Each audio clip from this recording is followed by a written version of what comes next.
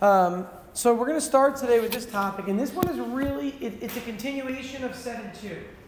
In 7.2, we started to look at the quadratic formula. In 7.1, we used completing the square. Now we're going to go ahead and we're going to take a look and say, all right, what if we only look at a really small portion of the quadratic formula? And we already talked about this in class, so you guys are going to be like pros with this already. The difficult parts come with some of the problems. Some of the problems we're going to do with these are a little bit tricky. Okay, so you're going to have to think outside the box to answer some of them. But you at least get the idea about this little piece of the quadratic formula. So we're going to really look at this little piece here. Let's highlight it if we can. Okay, b squared minus 4ac. That's what we're going to concern ourselves with.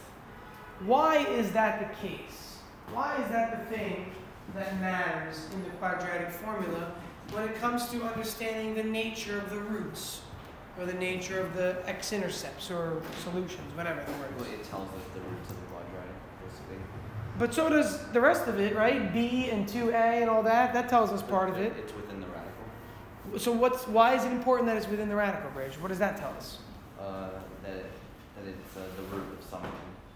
Okay, correct. It is the root of something. But I mean, so if I wanted to know more about the solution to this, right? If I want to solve for x, how does that tell me anything about the type of answers I'm going to get for x? They could be imaginary. Good. If b squared minus 4ac is what? Negative. Good. So what Bridge is recognizing is that if the discriminant, we're going to call this word discriminant, not discriminate, discriminant, different spelling, different word completely. Okay? Discriminant comes from the Latin word. You guys know your Latin, so to discern or distinguish. To tell the difference between, right? That's what you're doing when you're distinguishing things. So the b squared minus 4ac value, that's the important part. Because if that's negative, as Bridge said, our roots are going to be imaginary. If it's positive, our answers are going to be real. If it's 0, we'll take a look at that case and see what happens.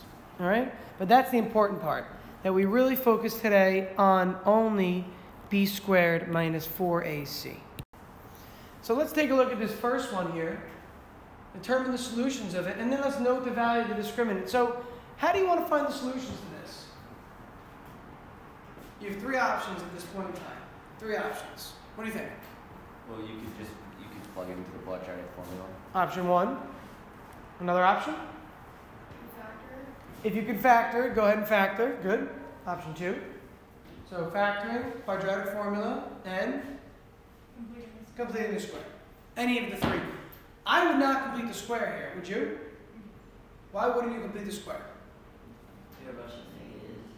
Yeah, I got odd numbers, I got negatives, I'm going to have a negative 1.5, I have to half that, it's a mess, right? It's not worth it. So, if you can factor, always factor. Also, factoring is a little bit messy here.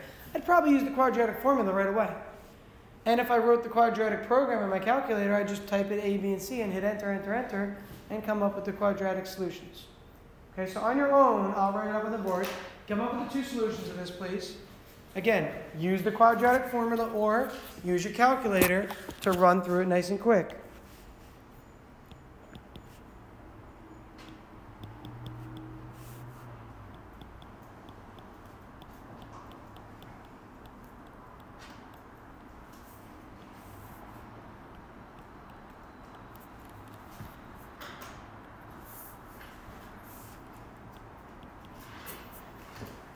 So here's what we have. We got this value of u we're trying to figure out. It's negative b plus or minus the square root of b squared minus 4ac all over 2a. All over 2a. I really don't care about the next few steps in between. Maybe I want to have the next line written down, so at least I have a discriminant here.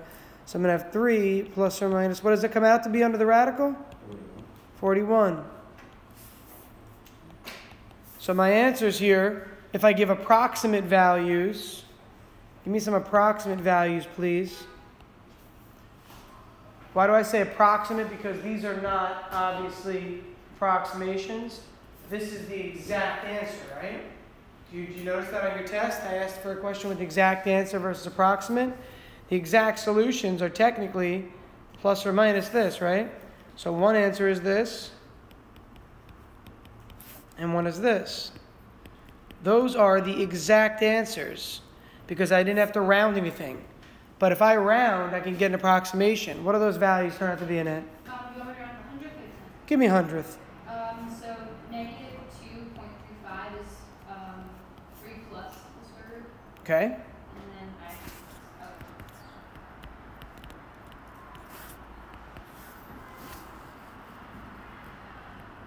and then the other one is negative 0.85. Are they both negative? Okay. I had my notes. I must have written it down wrong. I had positive 0.85. If it's negative, I trust. Is it positive 85 or negative? Can you check again? I think it's going to be positive because it looks like it's going to be negative over negative in it. I think it's a positive.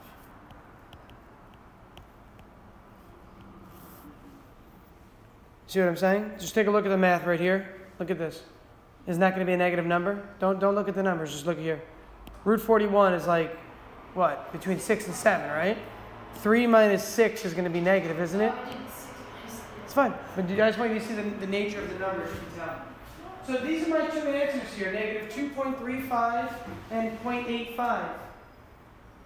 Now, these answers are simply approximations. These are approximations of what we're looking for our solutions. The exact roots are listed here. Well, note the value of the discriminant. The discriminant is a positive number here. Let's put that in the top corner. The discriminant was 41. It was a positive number. So as a result, since we had a positive under the radical, our answers were real.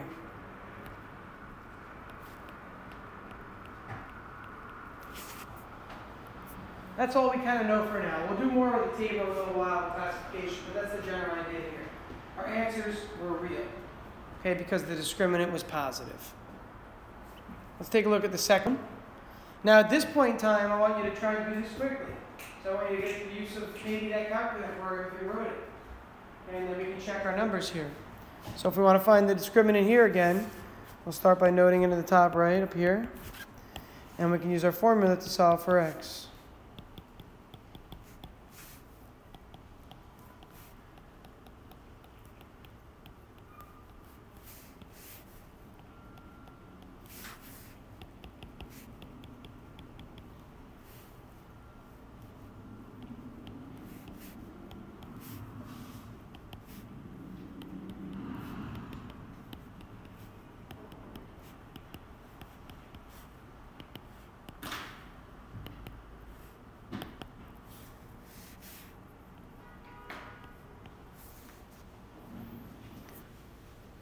Pick up on what happened here.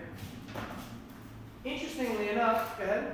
Oh, so radical was 0 because square root of 12, or the square of 12 is the same thing as 4 times 2. So Exactly. They're both 144. 144 minus 144 is 0. So what's interesting here is that, let's write this at the top. The discriminant was 0. Let's jot that down first. And when the discriminant was 0, we got real answers again, didn't we? But what did you notice about your answers? There's only one answer. Correct. It was rational.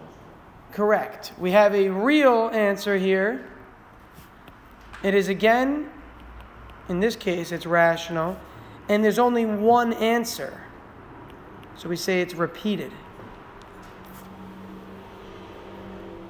Again, because the discriminant was 0, our answer turned out to be real again, which is fine. Unless we have a negative under here, it's going to always be real.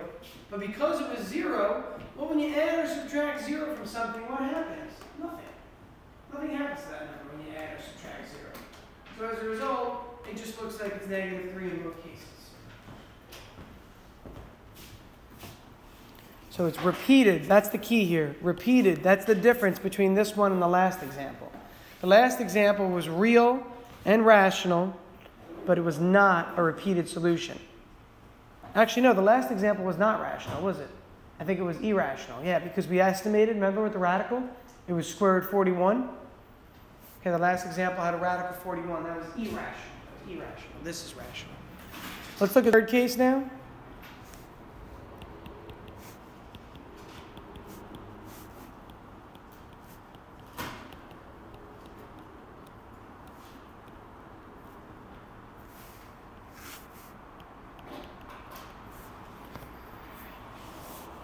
So it looks like if we're going to a third case, what do you think is going to happen now? The discriminant, instead of being positive or 0, it's going to be what? What kind of a number? It's going to be a negative number here. Turns out the discriminant is negative 24.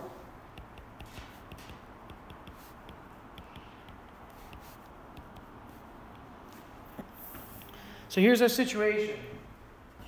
We've got negative 24 to the radical that can be broken down, and we should do that. But at this point in time, we're going to see later that if you're graphing things, you can actually kind of stop here. Because on the graph, the only way to demonstrate imaginary roots would be with a different coordinate plane. So we're going to see later that we kind of even stop and say, oh, we have imaginary roots. Let's find those roots just for the sake of it for now. So we have negative 6 plus or minus. That's a negative 6. What's negative 24 into the radical break up into? 6 and I. 6 and I? Or 6 times I. Okay, what else? You missing? Luke? 2I to the power of square root, or not to the power, square root of 6. Okay, 2I root 6. So let's answer the question, right? The question was, what does 24 break up into? 4 and 6. Thank you, 4 and 6. You guys are all like wanting to jump to answers. You're not answering the actual question. 4 and 6. So I would think of this as negative 4 and 6.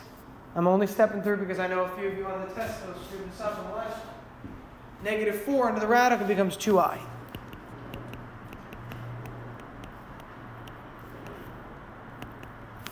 Okay, again, I mean, this is just going to be a messy answer. If I want to write it in nice a plus bi form, I take negative 6, well, that's over negative 6, plus or minus 2 root 6I, and that's over negative 6 also. Okay, so again, I take this negative 6 and divide it into both parts. The 2 root 6 I'll group together and put the I on the outside instead. Now, here's something interesting, and I'm only pointing this out to you because you guys are an honors group, and this is kind of like interesting math more than actual just regular math. What impact does this negative have on this problem? The denominator is negative. What impact does it have on this problem? Like, what would the next line look like? How would I simplify further? George? You would divide it, like, so it would be negative 6 over negative 6 is 1. Okay. Plus minus 1, or root 6 over negative 3. Okay, so you're going to make this a negative 3 and make this a root 6, plus or minus and an I, like that? Yeah. Would you agree with George? He's correct, but I think there's an easier way to write this. What happens to a number when you multiply its denominator by something that's negative? What happens to that number? Come on, there's another way to write this that just, it makes more sense to write it another way, actually. It's more condensed. There's like an extra negative just floating around there. I don't want that extra negative. Max, what do you think? The way I wrote it was 1 plus or minus 1 over 3 I root 6. All right, that works also, but you're still not taking into account what I'm considering. What you said works. Max said 1 over 3, and then I, and then a root 6 like this. That's also true. And this is correct. Now, Max, do you realize that you dropped the negative here? Yeah. Why did you do that? Maybe you could explain it, and I'll say it's correct if you could explain it right. Well, Why were you able to just drop that negative? because it's like a double negative if you leave the negative sign, but if. But normally, Max, if this had just been a plus sign, could you have just ignored that negative is the question. Would you all agree? If this had been just a negative sign, wouldn't the negative cancel? Yeah. But what happens to these signs when there's also a negative? Come on. They just get reversed. Yeah, technically speaking, this answer should be written as minus or plus instead of plus or minus. I know it makes no sense, it really doesn't matter, and the fact that you have the 1/3 Max is fine also, but you could have just written this as 1 minus or plus root 6 over 3I. Because technically speaking, by putting a negative in somewhere that already is plus or minus, those both switch. Well, plus becomes minus, and the minus here becomes plus. Wait, but is what George did wrong? No, that's what I'm saying. So if you had left it like this, it's really not simplified because you should simplify this part. Now, technically, a lot of students would see this and just kind of leave it, which is fine. But if you have a negative there, and this is a plus or minus, it just makes this sign the opposite, doesn't it? But what's the opposite of plus or minus is minus or plus. So technically speaking, this negative has no impact on the right term. The negative here that I'm pointing to clearly impacts this one. This negative makes it a positive. But this negative right here really doesn't have any impact on the problem. You see what I'm saying? Okay, I know it sounds weird. It's not the point of this problem. It's not. But I want you to see this kind of stuff. And you have to think that way. Okay, try to think outside the box when you're doing stuff with math. So notice our answers are imaginary, right? That's what we're getting to. That's our conclusion. The answers are imaginary. Okay? And why was that again? Because the discriminant in this case was negative. So if we simply look to summarize, okay, we have 3 scenarios. The discriminant is positive, 0, or negative. Those are the 3 scenarios. Written algebraically, we should say D is greater than 0, D is equal to 0, and D is less than 0. I want you guys to be familiar with this interval. Inequality statements are used way more often than positive or negative signs when referring to numbers' values. Is that clear? If I wanted to say to you that A is positive, I don't actually write that A and then a plus sign, right? I write A is greater than 0. If I said that A is negative, I write A is less than 0. Please get used to this notation. Okay, it is used very frequently as you get a little bit older in your other classes. So the types of roots here, we knew they were real. They were distinct, meaning different. And there were 2 of them. In the second case, we know that the answers were real. They were repeated. And they were definitely rational. Because the discriminant was 0, and 0 under the radical is rational. In the third case we had, they were imaginary, and they were actually complex conjugates. Okay, they were complex conjugates. There's actually a 4th case that I can specify another case further with. Again, there's really a 4th case that's a subcategory of one of these 3 already. Can you figure it out? What the 4th case would be? There's a 4th case that kind of specifies something a little bit further. Bridge, what do you think? Plus or minus? Yeah, it's just a guess. That's all right. No, take guesses, please, guys. You should. Yeah, what do you think? When the discriminant is greater than 0, you can like decide if the roots are rational or irrational. How? If the discriminant is a perfect square, it's rational. And then? If it's not, it's irrational. All right, good. So let's see what she's writing, and I'm writing this up at the top. PS is perfect square. I'm just abbreviating for now. Again, look at the actual math involved. If my answer in the quadratic formula was this, 2 plus or minus the square root of 16 over 7, my answer will absolutely be rational because the square root of 16 is just 4. And then I get a fraction. I don't care if it doesn't divide evenly, right? I'm going to get some number. I'm going to get 6 over 7. Who cares? It's still rational. 6 over 7, although it's not a whole number, is absolutely still rational. Remember, the definition of a rational number, rational numbers can be written as fractions. So if you get something like this, where the discriminant is a perfect square, this will lead you to a rational set of answers. But if the discriminant were not a perfect square, such as something like 17, 2 plus or minus root 17, then your answer must be irrational. Okay? Technically speaking, the imaginary case can be subcategorized as well. Right? You could have it as an imaginary and irrational number. It's a complex number that happens to also be irrational if you have like something under the radical, like the square root of negative 24 in the last example. That didn't simplify all the way. Weren't we left over with radical 6? Well, that was irrational and imaginary. Okay? There's irrational and there's imaginary.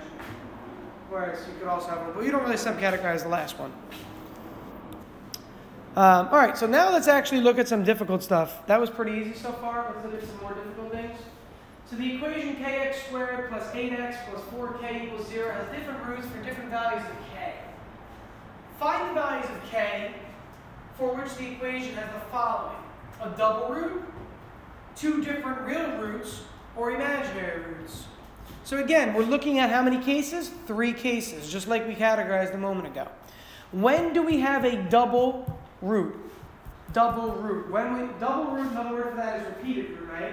When do I have a double root? When it's equal to 0. When the discriminant, When discriminant. thank you, is equal to 0. So for case A, I would start by saying, well, the discriminant has to equal 0. Well, what's the discriminant? George, what's the discriminant? B squared minus 4ac, or 4ac square root. No square root needed, George. Remember, the discriminant is whatever under the radical. Oh, yeah. Okay? The discriminant does not include the radical itself. So there's the discriminant. B squared minus 4ac. Well, A is k. C is 4k.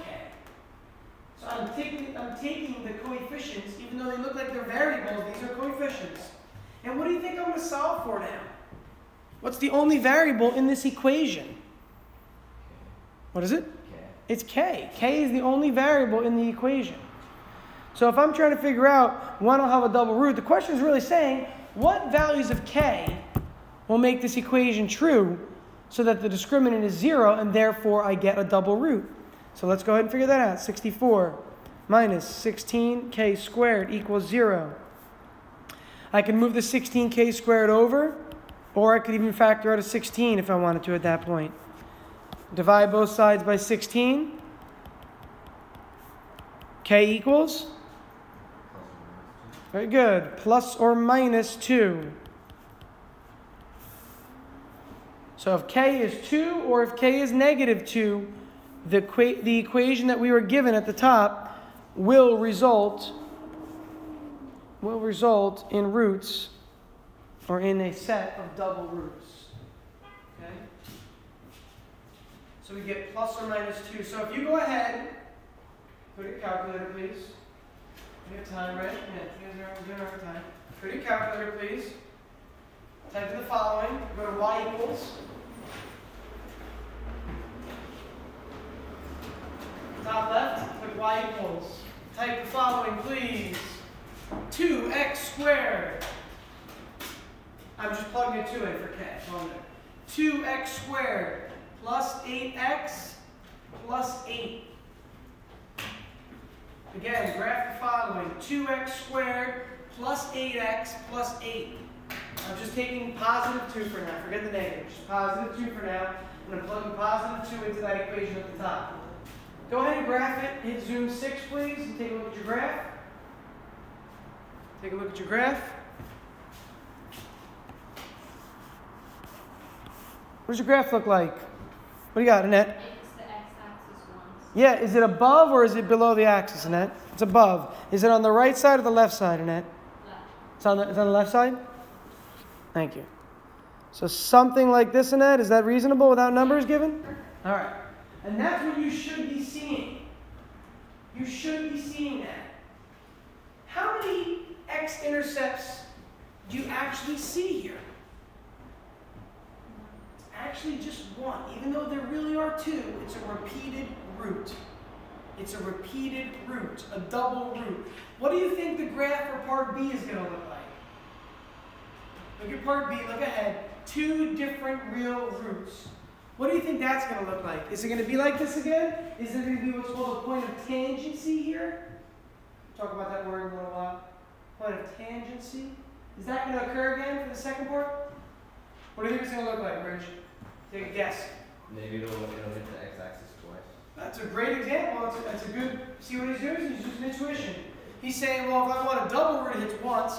If there's 2 different roots, maybe it'll do something like this, right? Yeah, Or maybe like this. But it will probably hit twice. They can Let's- probably go below or above as well. Yeah, it could probably go below or above. We don't really know yet. We have to figure it out based on what values we get. So let's figure out part B now. Okay, so part B says, when do we get two different real roots? What kind of a discriminant should we have if the roots are real and different? Good, Max. The discriminant should be positive for this to be the case.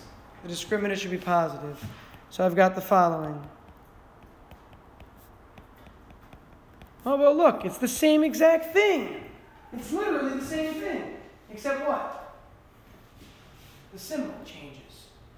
How do I solve inequalities that involve quadratics? Who remembers? Section 4.9.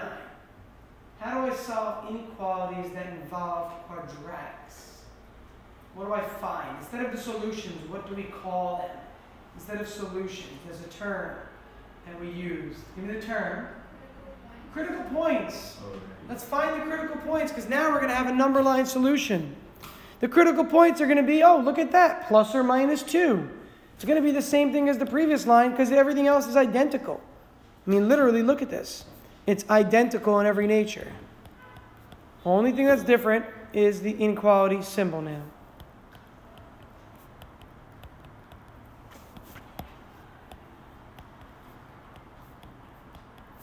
Okay, so we're going to say k equals plus or minus 2, but note that these are critical points, not the solution.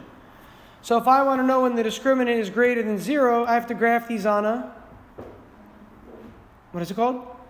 Number line. I want to know when it's greater than 0, so I put open circle and open circle. Well, here's your original function right here at the top. Go back up here. You want to know when is this thing greater than 0. So test regions. I would start with testing 0, wouldn't you? 0 makes the most sense to me. If I test 0 here to the value of k, what does this become, the whole thing here? 0. Is 8 squared greater than 64? Yeah, it's a positive region. So when we test these regions, we'll get positive, we'll get negative, we'll get negative here. Okay, so when testing 0, we're going to get a positive solution. We wanted the discriminant to be positive. The goal was to say, when is the discriminant greater than 0? Well, when is this function greater than 0? In this region right here. So we shade that region and say that from negative 2 all the way to 2, any of those values will give us 2 roots. Here's what I want you to do. Pick a number between here. Now listen, here's the categories. You have to listen to carefully. I don't want anyone to have the same number. So here's how you have to do it, and we'll see if this works.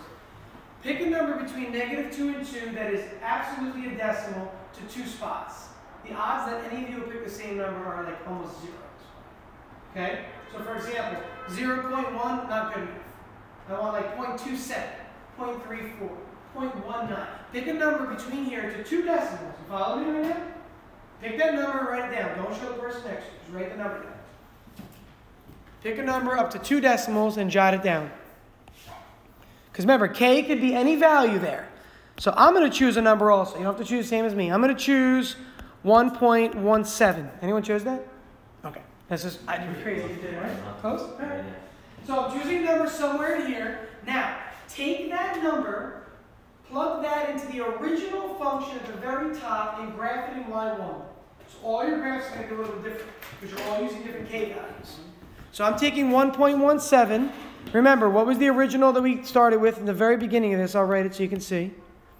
The original thing we had to start with was kx squared plus 8x plus 4k equal to 0. So take your number, plug it in for k. So whatever your number is goes right here, and then 4 times that number goes here. Graph that in y1. Graph it in y1.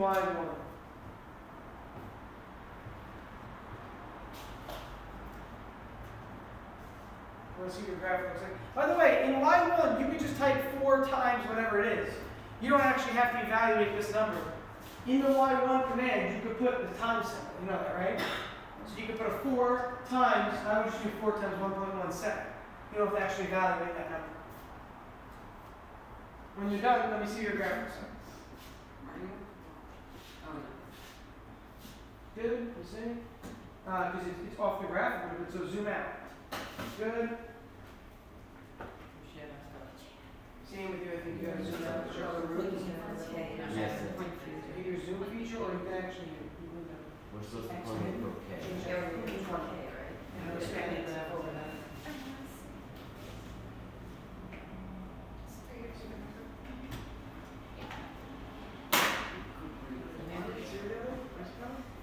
So the other one, I'm guessing, is going to come out of here, or things back around. So you need to expand your x. So you change the y, leave that alone. We'll go back out to -10.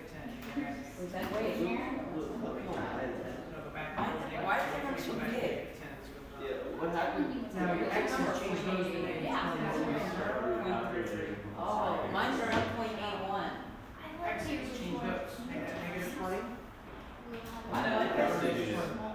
I got some of that. 20. 8 is my favorite number. What so numbers it's did you guys get? 0.8. And then what did you do? 0.88. I just didn't, I think it's 1, 2, 3. I was wondering that showed a number like half so. How did you not do it? Can I see what you're It's 1.81. I was the only one who went like somewhat close to 2. So it's probably just That's pretty nice. good. You know? I thought of it actually, but then Why I is was your like, tie backwards? There it's full through. What? Yeah. Hey, if you can't see the second root, you might have to change your x scale and zoom out a little bit. Let me see yours, guys. Let's do this. Let's see. Good, good. Okay. Here's what I want you to pick up on. Nobody's graph was identical, but everybody's graph showed how many x-intercepts? 2. Okay? You had 2 x-intercepts. So any value in that range is acceptable. Now, before I get to part C says, when are we going to have imaginary answers for what values of k? What would the discriminant be for imaginary roots? What kind of discriminant should we have? What kind? What is it? negative. Negative. Look at your number line, please. Don't redo part C. Do not redo part C. Part B, your answer's here. When is the discriminant going to be negative? Well, we said it was positive here, wasn't it? Well, when is it negative? Here and here. Again, the discriminant was 0 when you were either at 2 or -2. That's when the discriminant was 0. The discriminant is positive here, and the discriminant is negative when k is either greater than 2 or less than -2. Try it to make sure, please. Pick a number greater than 2 or less than -2.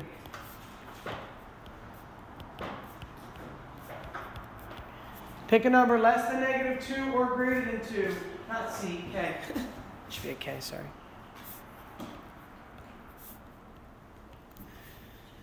Pick a number less than -2 or greater than 2 and redo the same thing. Plug it into this function and graph.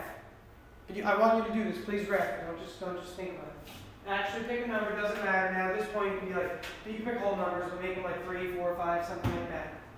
Pick a number greater than 2 or less than -2. Well, I don't know. 2.01. All you know what I'm If you try something like, 2.05, 2.10, 2.3, that might be the best way to see this, actually.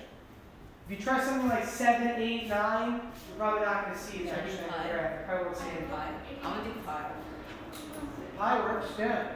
If you do pi x squared plus 8x plus 4 pi.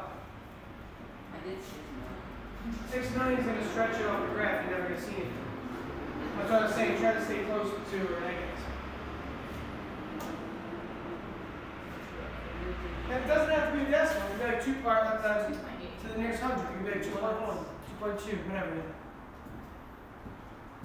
It only had, it was very close though. So part B, we saw 2 roots, right? That's what that looked like, something like that. Part C, Rich, let me see yours. Yeah, if you zoom in though, zoom in real close to the axis, you see it's not actually touching. Oh, really? Did you use 2.01 or something? Yeah. Because it's so close to 2, that's why it's so close to touch. What number did And now we got. this tiny little guy. Yeah. Let me see yours, Luke. Yep. What number? So what you'll notice is this. We didn't buy. Your graph, Oh, wow. It your doesn't graph should not touch. Yeah, you zoomed in enough to see it, right? So Bridge used 2.01, and his was almost touching, but if you zoomed in enough, there was a little space. If you use, what did you I use? used 3.3. He used negative pi. Notice his graph was on the bottom instead of the top. Check this out. That's so cool. What? You zoomed in even more. Yeah, What? well, you notice. Yeah, same thing. They had no x-intercepts, right? So Hey, one thing to conclude here that we're going to use as a theorem in our next real sections here, because we're going to graph a lot now, is that the quadratic formula and discriminant tells us a lot about our graph, right? It tells us how many times we're going to intersect the x-axis. It's going to tell us how many times. Hey, the last one is just practice. That's all it is. Look, it says determine the types of roots you have. So right off the bat, let's just do part A together, please. For part A, what's the discriminant going to be? B squared minus 4 times A times C. So it's going to be positive. Good. Right away, you know it's positive. And the question is it a perfect square, I guess, right? So it's always plus. What are we going to get, 57? So it's positive, so we know that the roots are going to be real. It's not a perfect square, so they're going to be irrational. And they're going to be distinct. That's how I answer part A. I don't have to do any work. What does it say afterward? Verify these answers by finding the zeros with the quadratic formula or with a calculator. So how could you verify this, people? You could use, ready? Pause what you're doing and listen for 1 second, please. Quadratic formula, completing a square, factoring, or now, graph it in y1 and look for the x-intercepts. The x-intercepts, there should be 2 of them, right? You should see 2 x-intercepts that you can verify this with. Again, all you're doing is verifying that your answers are real, irrational, and distinct. Parts B, C, and D are the same exact thing. And make sure to practice this tonight. Right, Mark? No, right? So if you need to, you want to finish these notes, you finish watching the video of these last 3 here if you need to. But you may not need to for these next 3. It's the same thing over and over again. Okay, but if you'd like to, just to practice. Yeah, you can, right? As you zoom in there further, you get closer.